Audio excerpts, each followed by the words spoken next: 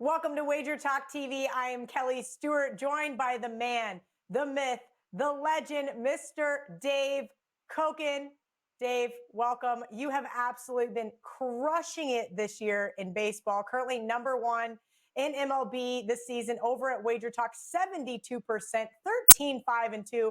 And I can attest to this because I get your daily emails. So kudos to you. Yeah, and last year was good too because I was #1 last season. I'm an old seam head. I really am. I'm when I was younger, and of course, it was way before the internet. It was basically way before dirt was invented. But I was get the morning paper, pour over the box scores from the prior night. I've always been into baseball. I love the game, and that hasn't changed. So it's fun for me, and the fact that I can make some money betting it is certainly a plus. I probably wouldn't like it as much if I lost. Yeah, Dave, I've noticed recently you've been focusing on first fives in particular. Can you touch on that before we get this video started? Yeah. I mean, if you follow baseball even a little bit, you know that the volatility factor in bullpens is it's increasing by the year. And there's a reason for this, which I talked about on one of the daily baseball shows. What is it? We call it first pitch. First pitch, yeah. Most bullpens are comprised of failed starting pitchers. Very few guys come out of high school or college as relief pitchers. They're drafted as starters. And if they're not successful, they eventually get shuttled off to the bullpen, mostly because they only have one real good pitch, maybe two. And it's tough to be a successful starter when you don't have a deep arsenal, unless you've got absolutely incredible stuff with your best pitch. So these guys end up in the bullpen, and quite honestly, they're just not that good. So from one night to the next, you can get completely erratic performances. So over the last 2 or 3 seasons, I've gotten more and more into omitting or just ignoring the full games. And since a lot of what I do is starting pitcher focused or starting pitcher centric, I'd rather just go with the first 5 innings and take the bullpen out of the equation as much as possible. And so far, so good with that philosophy. Yeah, I love to hear that, Dave. As somebody who's been on the wrong side of many bullpen implosions over the years, that's why I kind of gave up on handicapping baseball. Plus, doesn't hurt when I have guys like you, again, sending me those daily emails. You mentioned starting pitching is your focus, so let's get into that. Let's start off with some velocity. Yeah, one of the things I want to look at on a daily basis is to see if starting pitchers are showing an increase or decrease from what is their norm in velocity. And this is really important because the game of baseball has changed in the last few years. It's become a 3 true outcomes sport. 3 true outcomes being walks, strikeouts, and home runs. And if you have diminished velocity, you better be commanding all your pitches because these guys are swinging for the fences. And if you're missing location and you're not able to get it past them, ball's going over the fence. It's just the way baseball's configured now. So I like to look and see if there are some telltale signs of a pitcher who might be on the uptick or the downtick, particularly the downtick in terms of their velocity. Now, one thing to bear in mind, though, and this is early in the season, is that you'll see a decent number of pitchers early in the season.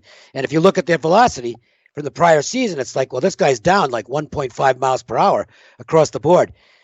Don't chisel that in stone early in the season. A lot of guys just take some time to get back up to their norm coming out of spring training.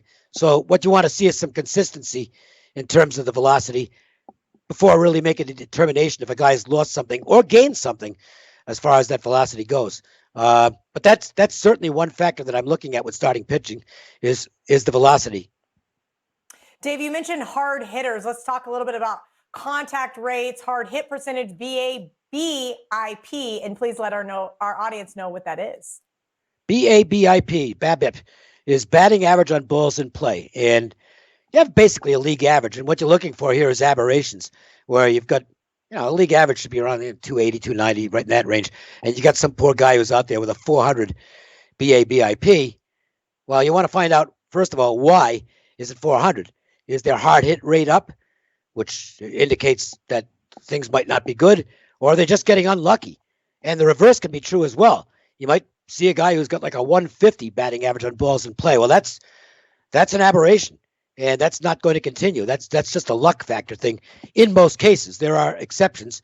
You take a guy like Corbin Burns from the Brewers. I think his batting average of balls in play is less than 100 right now.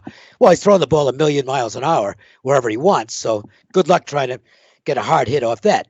But for most guys, this is a telling stat, and it is one of those regression stats where if somebody's way off in batting average on balls in play from what should be the norm, you can expect some regression. You might want to wait to see if when regression starts before guessing when it starts. But generally speaking, there's going to be a regression to the norm, either positive or negative, and you can make some money because these guys will be either overvalued or undervalued as far as the market's concerned. All right, Dave, and one of the things that you look at lastly is diminishing returns. You like to follow pitching patterns for live betting. Yeah, and this takes into consideration what guys do on the norm in terms of their first time through the order, second time through the order, third time through the order, or if you want to go by pitch counts, maybe 1 through 25, 25 through 50, 50 through 75. The managers pay very close attention to this too. You go back to last year's World Series, and I know everybody ripped Cash for taking Blake Snell out of the game in the World Series against the Dodgers. What are you doing? He's got a shutout. He's given up like 2 hits. But Blake Snell has a very clear pattern in terms of his diminishing returns once he gets to about that 70 to 75 pitch count. He just isn't very good at that point. He's completely dominant in the early going, but not so much later on. So the way to use this for live betting is looking at guys who do well first time through the order and then progressively get worse. If these guys are ahead early, there's a good opportunity to maybe jump in on an underdog because their charts say they're going to get worse as the game goes along, which means the opponent's going to have a decent chance to catch up. And all this stuff, by the way, is fairly easily obtainable. There's a couple of sites that I think are a must if you're a daily baseball handicapper. Fangraphs.com. It's free. If you want to eliminate the ads, you buy an annual membership. It's not very much. It's like, I don't know, $20 or something like that. And baseballreference.com, same thing there. They have oodles and oodles of stats, and you can assign yourself a routine, a daily routine. I'm going to go through this, and this. And all that stuff's right there at your fingertips, whether it's game scores for the pitchers, some of the patterns I talked about. You can break down all kinds of stats to see what they're throwing and how they're throwing it. They are tremendous resources for any baseball handicapper. And to me, I don't know how anybody works without them. Great stuff, as always, from Dave. If you're interested in buying Dave's baseball package, head over to WagerTalk.com. In the experts drop-down menu, select Dave Cokin. He's got a myriad of things for sale up there. Thanks, Dave, Bert. Congratulations on a hot start here for the early on in the baseball season. I owe you at least a couple of dinners. Cool. I'm in for that. I love free food.